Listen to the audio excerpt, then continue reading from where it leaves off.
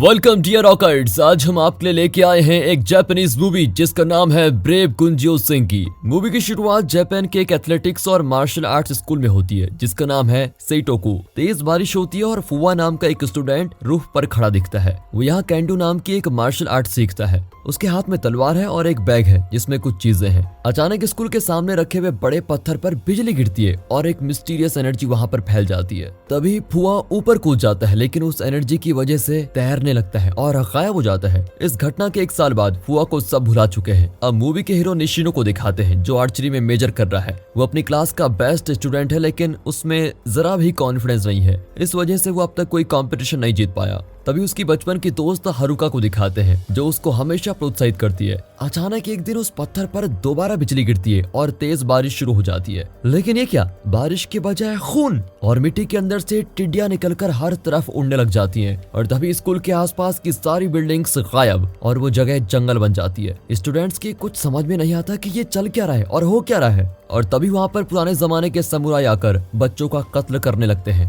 वे जल्दी स्कूल में चारों ओर फैल जाते हैं। तभी निशिनो और हारुका को एक आदमी पकड़ लेता है और निशिनो के हाथ पर तलवार चला देता है। एन वक्त पर केंडो क्लब का कैप्टन कोटा उन्हें बचा लेता है। तीनों भागकर फिर एक क्लासरूम में छिप जाते हैं। अब निशिनो के घाव पर हारुका अपना रुमाल बांधती है लेकिन वे ज्यादा देर तक बच नहीं पाते और सैमुराई उनको ढूंढ लेते हैं। इसी बीच कोटा दुश्मन से लड़ने को तैयार होता है और उन्हें आर्चरी क्लब से वेपन लाने को कहता है। फिर निशिनो और हारुका देखते हैं कि आर्चरी क्लब में स्टूडेंट्स और टीचर की लाशें पड़ी हुई है और उन्हें बड़ी बेरहमी से मारा गया है। निशिनो को जापान की हिस्ट्री की बहुत अच्छी नॉलेज है और उस जमाने में हुए युद्ध के बारे में भी वो बहुत डिटेल्स में जानता है। इन समुराई के पहनावे, वेपन्स और हमला करने के तरीके वगैरह को देखकर उसे यकीन होता है कि ये उस टाइम के समुराई हैं जब ओकेजामा युद्ध हुआ था। तो क्या उनका स्कूल उस जमाने में शिफ्ट हो गया है? ये सब सोचकर वे कंफ्यूज होते हैं लेकिन अब वे फैसला करते हैं कि वे अपने अपने स्पेशलाइजेशन के मुताबिक दुश्मन से लड़ेंगे। बॉक्सिंग, फेंसिंग और मार्शल आर्ट्स क्लब्स के कैप्टन अपनी अपनी स्किल्स के मुताबिक तैयार होते हैं। अब फुटबॉल फील्ड में युद्ध होने लगता है जो कि बहुत ही हिंसक साबित होता है।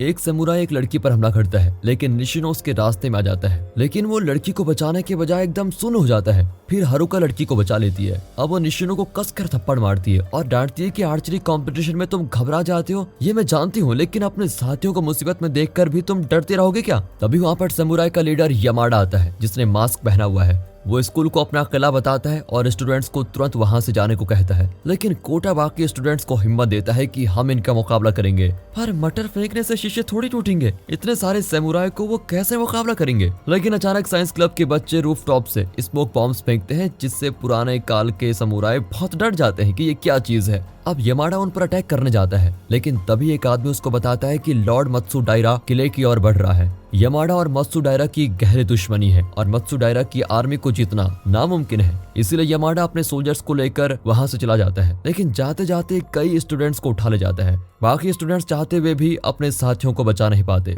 उनके जाने के बाद वो एक ड्रोन से सराउंडिंग्स को चेक करते हैं तो देखते हैं कि पूरा शहर गायब हो गया है, सिर्फ उन्हीं का स्कूल बचा है। कुछ देर बाद मत्सुडाइरा वहां पर आता है लेकिन वे किसी पर हमला नहीं करते। वे सभी स्टूडेंट्स को बास्केटबॉल कोर्ट में बैठा देते हैं। सभी बहुत डरे हुए हैं कि उनके साथ ये हो क्या रहा है और उनके साथियों को कहाँ ले जाया गया है। तब निशिनो बताता है कि किसी वजह से हम 15th सेंचुरी में पहुंच गए हैं जिसे सेंगोकू पीरियड कहा जाता है और जल्द ही ओकेजामा का युद्ध शुरू होने वाला है और हमारे इतिहास का ये सबसे घातक युद्ध माना जाता है। हमारी किस्मत तो देखो, युद्ध हमारे ही स्कूल की लोकेशन पर शुरू हुआ था। ये युद्ध ओडा और इमागावा जनजातियों के बीच हुआ था। यमाडा ओडा जनजाति का आदमी है और मत्सुडाइरा इमागावा जनजाति का। मैंने पढ़ा है कि एक छोटी सेना के बल पर यमाडा ने ये युद्ध जीत लिया था। हालांकि मत्सुडाइरा की सेना उससे कई गुना ज्यादा बड़ी थी। मतलब मत्सुडाइरा ये युद्ध हारने वाला है। लेकिन अपनी हार के बावजूद मत्सुडाइरा ने कई छोटे प्रांतों को मिलाकर जापान का निर्माण किया। अब ये सुनने के बाद सभी स्टूडेंट्स बहुत घबराते हैं कि अगर यहाँ पर युद्ध होगा तो हम सब मारे जाएंगे,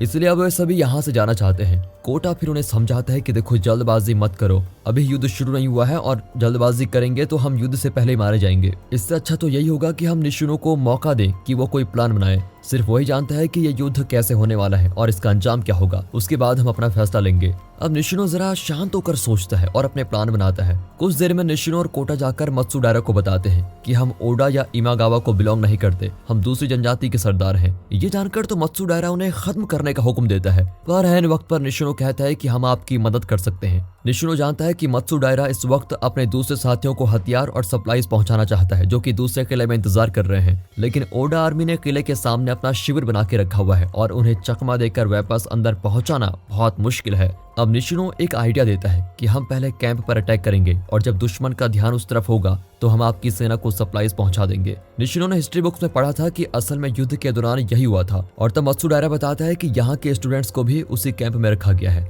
इस तरह हम दुश्मन को डिस्ट्रैक्ट करने के साथ साथ स्टूडेंट्स को भी रेस्क्यू कर लेंगे। ये कहकर वो प्लान के लिए मान जाता है, लेकिन वो कहता है कि ये काम तुम लोगों को ही करना होगा, मैं अपने आदमी वहां नहीं भेजूंगा। स्टूडेंट्स के पास भी और कोई रास्ता नहीं होता और वे अपने दोस्तों को बचाने के लिए कैंप पर अटैक करने को तैयार हो जाते हैं। हालांकि उनके पास लोग बहुत ही कम है। सभी एक्सपेक्ट करते हैं कि निशिनो भी उनके साथ जाएगा, लेकिन हमेशा की तरह वो एक डरपोक साबित होता है। वो बहाना बनाता है कि स्कूल में रहकर मैं वापस फ्यूचर में जाने का आइडिया सोचता हूँ, तुम लोग जाओ। वहाँ कैंप में दिखाते हैं तो स्टूडेंट्स को एक शेड में डाल दिया जाता है। लड़कों को बिना खाना पानी के घंटों काम करना पड़ता है और सोल्जर्स लड़कियों के साथ बहुत बदतर बर्ताव करते हैं। यहाँ स्टूडेंट्स फुटबॉल फील्ड में युद्ध की तैयारी में लगे हुए हैं। हारुका निशिनो से कहती है कि तुम्हारे अंदर बहुत क्षमता है, लेकिन तुम्हें अपने डर को काबू करना होगा, उससे लड़ना होगा। तुम हिम्मत करके हमारे साथ चलो। उसकी बातें सुनकर निशिनो भी उसके साथ जाने के लिए कन्विंस हो ही जाता है। इतना ही नहीं, वो हर स्टूडेंट की स्किल्स को परखता है और उसके आधार पर उन्हें काम देता है। वे रात भर तैयारी करते हैं और सुबह दुश्मन के कैंप की ओर निकल पड़ते हैं। इसी बीच ओडा सोल्जर्स एक लड़की को रात भर अब्यूज करते हैं और उसको मार डालते हैं। तभी अचानक ओडा आर्मी का सम्राट नोबुनागा वहां पर आ जाता है। वो अपने सोल्जर्स को मार डालता है क्योंकि वो औरतों के साथ बुरा सलूक करने वाले से बहुत नफरत करता है। तभी टोयोटोमी नाम का एक सोल्जर वहां पर आता है जो कि दूसरी जनजाति से है। फिर भी वो फ्यूचर में नोबुनागा और मत्सुडायरा के साथ मिलकर जापान देश का निर्माण करेगा। ये तीनों जापान की हिस्ट्री के 3 इंपॉर्टेंट कैरेक्टर्स हैं और अगर ये तीनों मर गए तो जापान का निर्माण ही नहीं होगा। अब स्कूल में स्टूडेंट्स पता लगाते हैं कि सामने जो बड़ा पत्थर है उसमें कई शक्तियां बसी हुई है। उस दिन जब पत्थर पर बिजली गिरी थी तो उसका मैग्नेटिक फील्ड चेंज हो गया था और इसी वजह से वो टाइम ट्रेवल करके 15th सेंचुरी में पहुंच गए। अगर उस पर फिर से बिजली गिरी तो वे वापस से फ्यूचर में पहुंच सकते हैं और उनका अनुमान है कि कल दोपहर को बारिश होने वाली है, इसलिए वे पत्थर पर लाइटिंग रॉड्स लगाना शुरू कर देते हैं। तभी स्पोर्ट्स क्लब का लड़का रेस्क्यू टीम को इन्फॉर्म करने जाता है कि दोपहर से पहले लौट आना, लेकिन उनके प्लान पर पानी फिर जाता है जब टोयोटोमी और ओडा सोल्जर्स रेस्क्यू टीम पर अटैक कर देते हैं। वे हारुका को कैप्चर कर लेते हैं। अब निशिनो उन्हें मारने की कोशिश करता है लेकिन बहुत डरता है कि तीर हारुका को न लग जाए। यहाँ कोटा हारुका को बचाने जाता है लेकिन दुश्मन पीछे से उस पर चाकू चला देते हैं और वो मर जाता है। दुश्मन हारुका को पकड़कर लेके जाते हैं। अपने इतिहास में पहली बार निशिनो तीर चलाता है और एक आदमी घायल, लेकिन फिर भी वे हारुका को लेकर भागी जाते हैं। अब निशिनो खुद को अपने दोस्त की मौत का जिम्मेदार मानकर बहुत रोने लगता है। अगर वो पहले ही जरा सी हिम्मत कर लेता तो हारुका भी दुश्मन के हाथ से बच जाती। अब रेस्क्यू टीम्स बेबस होकर मत्सुडायरा के कैंप की ओर भाग जाती है। कोटा की कब्र पर निशिनो को रोते हुए देखकर मत्सुडायरा उसको दिलासा देता है और कहता है कि मैं जापान को एक पीसफुल देश बनाने की कोशिश करूंगा। फिर वो निशिनो को कैंडो मार्शल आर्ट भी सिखाता है और निशिनो को कोटा के साथ कैंडो क्लब में बिताए हुए वो पल याद आते हैं। यहाँ हारुका को उसके फ्रेंड के साथ शेड में डाल दिया जाता है। तभी यमाडा वहां आता है और अपना मास्क हटाता है। तब पता चलता है कि ये फुआ है, वही स्टूडेंट जो मूवी की शुरुआत में स्कूल के छत से उस बड़े पत्थर पर गिरा था। दरअसल ये एक साइको है जो उस पत्थर की शक्तियों के बारे में जानता था। उसने जानबूझकर ऐसा किया ताकि जापान की पूरी हिस्ट्री बदल जाए। वो अपने स्टूडेंट्स को चिढ़ाता है कि मेरी वजह से तुम्हारा ये हाल हुआ है, मैं फ्यूचर में जापान का लीडर बनूंगा। वो कहता है कि मेरा एक छोटा सा मूवमेंट जापान का इतिहास ही बदल डालेगा। अगली सुबह निशिनो रेस्क्यू टीम को लेकर फिर से लड़ाई के लिए तैयार होता है। उनका साथी आकर बताता है कि बारिश होने में सिर्फ 6 घंटे बाकी हैं और वापस फ्यूचर में पहुंचने के लिए यह आखिरी चांस है। इस इन्फॉर्मेशन को ध्यान में रखते हुए निशिनो अपनी टीम को लेकर युद्ध करने जाता है। वे 3 टीम्स में डिवाइड हो जाते हैं। पहली तो बेसबॉल टीम है जो दुश्मन के कैंप पर फायरबॉल से डायरेक्ट अटैक करेगी। दूसरी टीम है फेंसिंग और कराटे क्लब मेंबर की। उनका काम है छुपकर कैंप में घुसना और अंदर से दुश्मन पर अटैक करना। तीसरी और आखिरी टीम निशिनो की टीम है जिन्हें अपने दोस्तों का पता लगाना है और दुश्मन को डिस्ट्रैक्ट करके अपने फ्रेंड्स को रेस्क्यू करना है। बेसबॉल टीम आखिरी तक लड़ती है और उस एरिया पर कब्जा कर लेते हैं, लेकिन कई स्टूडेंट्स मारे जाते हैं और ज्यादातर लोग बुरी तरह घायल होते हैं। इसी बीच फेंसिंग और कराटे क्लब के लीडर्स को दुश्मन घेर लेते हैं। दोनों मिलकर एक सोल्जर को मार डालते हैं, लेकिन दूसरा सोल्जर कराटे क्लब के लीडर को मार डालता है। अपने दोस्त की मौत से फेंसिंग क्लब के लीडर को बहुत गुस्सा आता है और फिर वो अपनी पूरी ताकत के साथ लड़ता है। वो बहुत घायल होता है लेकिन आखिर दुश्मन को मार ही डालता है। अब पहली टीम सर्वाइवर्स कैंप में एंटर करती है और 2 स्टूडेंट्स को देखकर वे बहुत खुश हो जाते हैं, लेकिन तभी बेसबॉल टीम के लीडर को तीर लग जाती है। वो जानता है कि अब वो नहीं बचेगा, इसीलिए वो सीना तान कर दुश्मन की ओर बढ़ता है ताकि उसके साथी वहां से बच सके।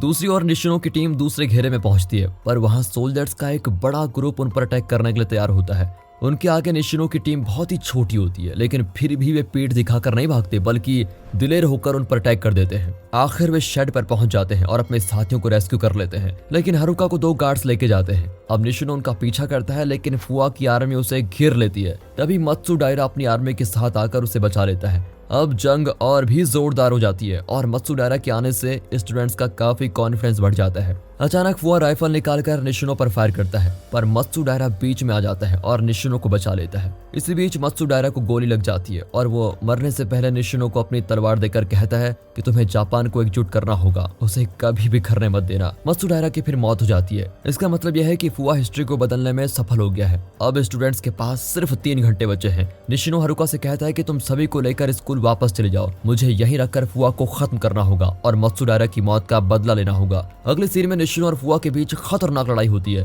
टोयोटोमी जो आगे चलकर जापान को संगठित करने वाला था, वो फुआ को प्रोटेक्ट करता है, लेकिन फुआ को जापान की फ्यूचर की कोई परवाह नहीं होती। वो इतिहास को चेंज करने के लिए टोयोटोमी को भी मार डालता है। आखिर में निशिनो फुआ से लड़ने लगता है, लेकिन फुआ की स्किल्स के आगे वो टिक नहीं पाता। फिर हारुका उसको बचाने की कोशिश करती है, लेकिन फुआ उसके पैर पर तीर चला देता है और कहता है कि तुम हमारे बीच मत पड़ो। तभी निशिनो को उन सबके चेहरे नजर आते हैं जो युद्ध में मारे गए थे। उसका खून खौलने लगता है और वह फुआ पर भीषण हमला करके उसे मार डालता है। तब दिखाते हैं कि टोयोटोमी मरा नहीं, मतलब अभी चांसेस हैं कि हिस्ट्री नहीं बदलेगी। अब निशिनो हारुका को वापस स्कूल में लेके जाता है, लेकिन बिजली के गिरने से पहले ही निशिनो फैसला करता है कि वो 15th सेंचुरी में ही रहेगा, क्योंकि मत्सुडाइरा अब जिंदा नहीं है। निशिनो अब जापान को एक करने का काम करेगा। वो हारुका को गले लगाकर उसे अलविदा कहता है और जल्द ही बिजली गिरने लगती है। वो अपने घोड़े पर वहां से दूर हमेशा के लिए पास्ट में चला जाता है। कुछ हफ्तों बाद का सीन दिखाते हैं जिसमें स्कूल पहले की तरह नॉर्मल हो जाता है। एक दिन हारुका एक आर्टिकल पढ़ती है जिसमें लिखा है कि एक हिस्टोरिकल साइट पर जवान मत्सुडाइरा का पोर्ट्रेट मिला। उस पोर्ट्रेट में हारुका का वही रुमाल होता है जो उसने निशिनो के घाव पर बांधा था। दरअसल ये मत्सुडाइरा का नहीं, निशिनो का पोर्ट्रेट है। वो खुशी से रोने लगती है कि आखिर निशिनो ने अपना लक्ष्य पा लिया है। और इसी के साथ ये मूवी यहाँ पर खत्म होती है। दोस्तों, अगर ये मूवी अच्छी लगी हो, वीडियो अच्छी लगी हो, स्टोरी अच्छी लगी हो, एक्सप्लेनेशन अच्छा लगा हो, वीडियो को लाइक कीजिए और चैनल को सब्सक्राइब। बाकी मिलता है अगली वीडियो में, तब तक के लिए गुड बाय, अपना ख्याल रखिए and finally thanks for watching.